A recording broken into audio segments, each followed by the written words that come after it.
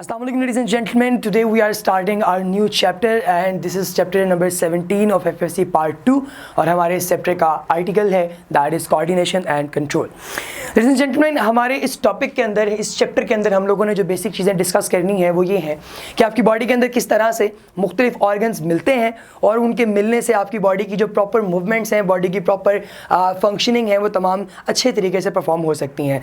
लफ्ज़ कोऑर्डिनेशन के ऊपर हम लोग सबसे पहले गौर करेंगे कि इसका मतलब क्या है. को as all of you know that co-education like cooperate, so को जो वर्ड है इसका मतलब है इकट्ठा, और जो हमारे पास ऑर्डिनेशन है इट मीन्स दैट चीज़ों का इकट्ठा इमर्ज होना. सो कोऑर्डिनेशन इज़ बेसिकली दो चीज़ों का आपस में बाहमी इश्तराक से मूवमेंट करना और उससे अल्टीमेटली आप लोगों को फ़ायदा होना. और कंट्रोल जो है ये किसी भी चीज़ पे काबू पाना, आपकी अपनी बॉडी के ऊपर आपका कंट्रोल, आपका इन्वायरमेंटल फैक्टर्स के ऊपर आपका control. So all of these things are basically in the phenomena and the decorum of control. So हम लोग सबसे पहले इसके इंट्रोडक्शन की बात करेंगे कि हमारे पास कौन सी ऐसी लाइफ के अंदर चीज़ें हैं जिनके कोऑर्डिनेशन और कंट्रोल जो है वो इंपॉर्टेंट है. सपोज हम लोग अपने ह्यूमन बींग्स की बात करें, हमारी बात करें, आप किसी गर्म चीज़ के ऊपर हाथ रखें तो फौरी तौर पे अपना हाथ उठा लेते हैं. आप किसी नोकीली चीज़ पे हाथ रखें, आप उसे फौरी तौर पे उठा लेते हैं. अगर आपको कोई बात आपको सुना रहा है या कोई आपको कोई बात बता रहा है तो आप उसको आगे से रिस्पॉन्ड करते हैं, पॉजिटिव नेगेटिव जैसा कि भी आप करते हैं. इसके अलावा आप लोग एनवायरमेंटल फैक्टर्स के खिलाफ, जैसे अगर कोई दूर से आपको आवाज़ दे रहा है आप उसके मुतवज्जा होंगे या आपने किसी से बात करनी है तो हम वो वर्डिंग बोलते हैं. तो ये आपकी ज़बान, आपका दिमाग, आपके हाथ, इन तमाम चीज़ों की आपस में जो सिंक्रोनाइजेशन है बेसिकली वो आपकी कोऑर्डिनेशन और कंट्रोल से टेक प्लेस होती है. सो हमारे पास सबसे पहला जो हमारे पास जो पार्ट है, हम लोग चूँकि पता है कि ऑर्गेनिजम्स को हम दो मेजर कैटेगरीज के अंदर डिवाइड करते हैं, प्लांट्स के अंदर और एनिमल्स के अंदर. जब प्लांट्स की बात करते हैं तो प्लांट्स के अंदर सबसे पहला हमारी बुक के अकॉर्डिंगली जो टॉपिक है that is about control through hormones. हम लोग सबसे पहले बात करेंगे कोऑर्डिनेशन इन प्लांट्स. जो प्लांट्स के अंदर कोऑर्डिनेशन है वो सबसे पहले किस चीज़ के ज़रिए हो रही है, दैट इज़ थ्रू हार्मोन्स. अब हार्मोन्स जो हैं वो किस तरीके से प्लांट की जो मूवमेंट है उनको कंट्रोल करते हैं. इसमें जानने के लिए हम लोग जो है वो सबसे पहले एम्फसाइज करेंगे कि प्लांट जो हैं उनकी बॉडी के अंदर जो मूवमेंट्स हैं वो कैसी होती हैं. आप लोगों को पता है कि प्लांट की जो मूवमेंट है सबसे पहले तो बहुत ज़्यादा स्लो है, और दूसरा प्लांट पूरे का पूरा अपनी बॉडी को मूव नहीं करवाता किसी एक जगह से दूसरी जगह, बल्कि वो एक जगह पर से साइल रहता है. उसकी बॉडी के पार्ट्स जो हैं वो मूवमेंट शो करते हैं और वो फैलते हैं, सुकड़ते हैं, जैसा भी उनकी बॉडी का जो है वो पे नॉर्म है. सो अब हमारे पास जो हार्मोन्स हैं बेसिकली कंट्रोल करेंगे प्लांट की बॉडी की जो ग्रोथ है उसको.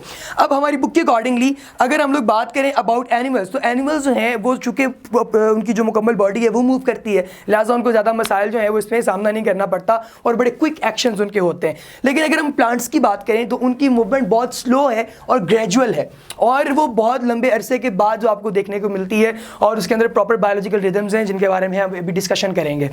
तो अब जो हार्मोन्स हैं बेसिकली ये कंट्रोल करते हैं आपकी बॉडी की तमाम मूवमेंट्स को. दो तरीके जो हमारे पास दो ऐसे रिस्पॉन्सेज हैं जो प्रॉपर स्टिमुलाई के अगेंस्ट जो है वो आपका प्लांट देता है. फर्स्ट ऑफ ऑल जो regulating their growth and development in appropriate ways, and the second point is controlling their body functions through plant hormones or growth. अब यानी कि सबसे पहला जो हार्मोन का फंक्शन है दैट इज ग्रोथ, और दूसरा फंक्शन जो है दैट इज डेवलपमेंट और रिस्पॉन्सेस. अब ये दो ऐसे हमारे पास फैक्टर्स हैं, दो ऐसे फंक्शंस हैं जो कि हार्मोन्स आपकी बॉडी के अंदर परफॉर्म कर रहे हैं प्लांट्स के केस में. तो इसके अलावा हम आगे चलें तो प्लांट की जो मूवमेंट्स हैं इसका भी आप लोगों को पता है कि प्लांट की दो तरह की मूवमेंट्स हैं. तो मूवमेंट्स में हम लोग देखें तो प्लांट जो है वो दो तरह की मूवमेंट शो करवाता है. एक हमारे पास ऑटोनॉमिक मूवमेंट्स हैं जो कि किसी इंटरनल फैक्टर की वजह से होती हैं, और एक हमारे पास पैराटोनिक मूवमेंट्स हैं जो कि किसी एक्सटर्नल फैक्टर की वजह से जो है वो प्लांट के अंदर आती हैं. इनके बारे में हमने डिटेल में डिस्कस किया है, इसका पूरा टॉपिक है, आप लोग उसे देख सकते हैं हमारे चैनल पर. सो इसके अलावा हम लोग आगे चलें तो हमारे पास रिस्पॉन्सेज हैं ऑन इन्वायरमेंटल स्ट्रेसेस.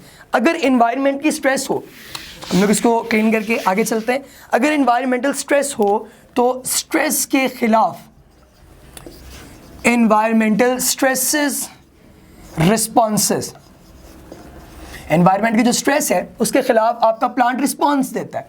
मिसाल के तौर पे अगर प्लांट जो है उसको सूरज की रोशनी नहीं मिल रही, वो किसी ऐसी जगह पे है जहाँ पे वो क्लोरोफिल को प्रॉपर डेवलप नहीं करवा पा रहा, उसकी बॉडी फैलती जा रही है और इसके अंदर बढ़ गई है कि अब वो आउट ऑफ कंट्रोल हो चुकी है. तो इस तरह की सिचुएशन में जो प्लांट है उसकी बॉडी का एक बहुत बड़ा जो है वो स्पैन हो जाएगा और बहुत मतलब काफ़ी रकबे तक जो है वो एक्सपैंड कर जाएगी. तो उसको हम लोग फिर नाम देंगे etiolated, this plant is said to be etiolated, etiolate हो गया है, बहुत फैल गया है बहुत ज़्यादा। और अगर कभी ऐसा हो जाए कि उसकी ऑप्टिमम जो रेंजेस हैं चीज़ों के एब्जॉर्ब करने की, उससे हम चीज़ें बढ़ा दें, लाइक हम लोग इंटेंसिटी बढ़ा दें, लाइक या कोई और ऐसी चीज़ जैसे फॉर एग्जांपल कोई प्लांट है जो कि ग्रो करने वाला है किसी ऐसे रीजन के अंदर जहाँ पे जो रोशनी है वो बहुत ज़्यादा नहीं होती, आप उसको ले आएँ किसी ऐसे रीजन में जहाँ पे रोशनी बहुत ज़्यादा है या किसी ऐसे रीजन में जहाँ पे टेम्परेचर बहुत ज़्यादा है, तो अल्टीमेटली जो प्लांट है वो अपनी नॉर्मल ग्रोथ से जो है वो दस्तबरदार हो जाएगा, उसे ठीक तरह से परफॉर्म नहीं कर पाएगा। तो इस कंडीशन में हम लोग फिर कहेंगे the plant is actually suffering from chlorosis. तो क्लोरोसिस है ये एक और हमारे पास क्लोरोसिस एक और हमारे पास ऐसा डिसऑर्डर है जो कि प्लांट में हमें देखने को मिलता है, और इसके अंदर इसके जो लीव्स है they are turn to black और गोल्डन टाइप हो जाते हैं, जिसका मतलब ये कि अब इसके अंदर क्लोरोफिल जो है वो डिस्टॉर्ट हो रहा है, ख़त्म हो रहा है। इस तरह हम लोग अगर बात करें डिफेंस की, तो डिफेंस में भी हमारे पास दो मैकेनिज्म्स ऐसे हैं जो आपकी किताब में गिवन है। तो उन दो मैकेनिज्म्स को हम देखते हैं कि जो डिफेंस है, जो इसका दिफा है किसी भी पौधे का, तो डिफेंस में एक चीज़ आपको पता है that is called galls and the second thing is called calluses. Galls और कैलिसेस बेसिकली है क्या? कैलिस जो है अगर प्लांट के किसी ऐसे एरिया में जहाँ पे कोई जख्म वगैरह बन जाए, कोई वूंड बन जाए, तो इस एरिया में जो एक ग्रोथ बनती है सेल्स की, उसको हम लोग नाम देते हैं कैलिस का।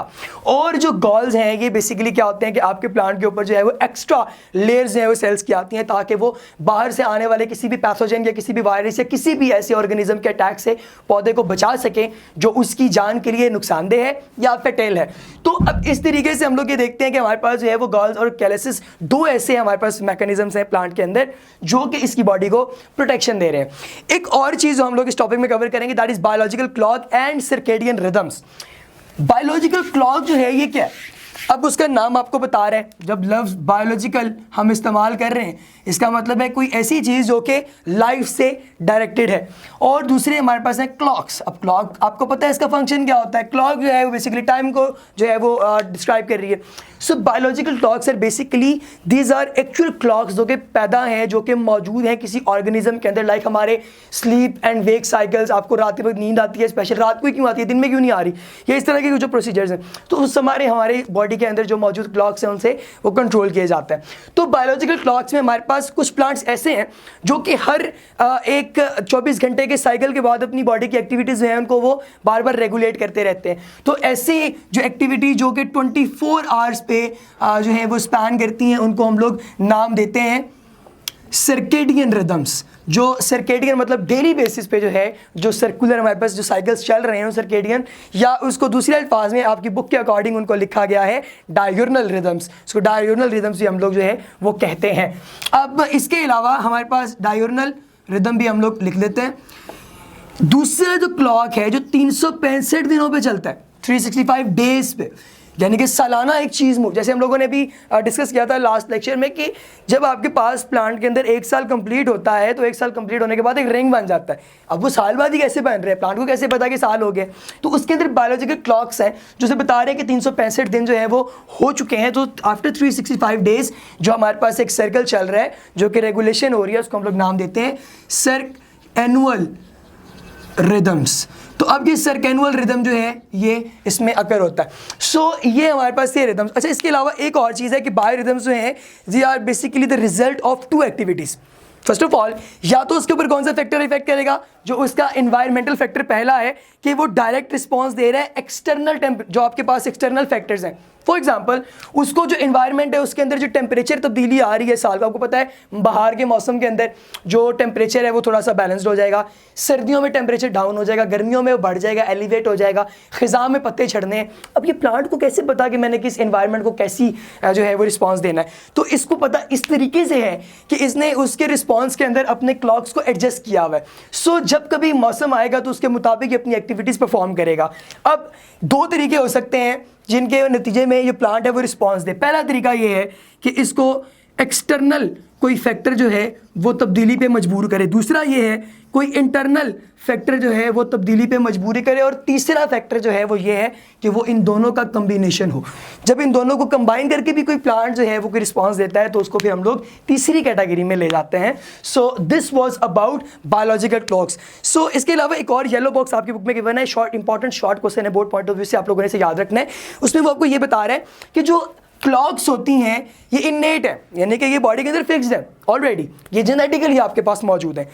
ड्रोसोफिला के केस में साइंटिस्ट ने जर्मनी की यूनिवर्सिटी में ये स्टडी किया कि अगर आप उसको 7, 8, 10 जनरेशन तक भी देखें ड्रोसोफिला को, तो वो उसके अंदर जो इन्वायरमेंटल फैक्टर्स के अकॉर्डिंगली जो उनकी बॉडी के अंदर मौजूद हैं, इननेट क्लॉक्स मौजूद हैं, वो तब्दील नहीं होती और वो इन्वायरमेंट के अकॉर्डिंगली जो है वो कांस्टेंट कंडीशंस के अंदर भी कंसेक्यूटिवली जो है वो अपनी मूवमेंट जो है वो शो करता रहता है और उसको वो नहीं छोड़ता, उसको स्किप नहीं करता, बिकॉज वो अपनी बॉडी के अंदर से इस क्लॉक को रिमूव नहीं कर सकता क्योंकि इसके जेनेटिक्स में ये चीज़ एंटर हो चुकी है। So this was all about coordination in plants, ladies and gentlemen. If you have any kind of question, you can mail us. Thank you so much.